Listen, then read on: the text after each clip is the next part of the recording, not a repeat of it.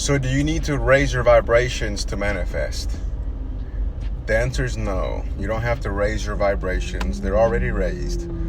So the universe does not care whether you want something good or bad. You're the one that's determining whether it's good or bad. Neville Goddard says you don't have to go into some holy place and assume that you're more holier than anybody else. You don't have to do that. You can use the law of assumption while you're having a drink, a glass of wine, whatever you're doing. The law is always working. So you do not have to raise your vibration. All you have to do is assume that you already have your desire and it will come to you.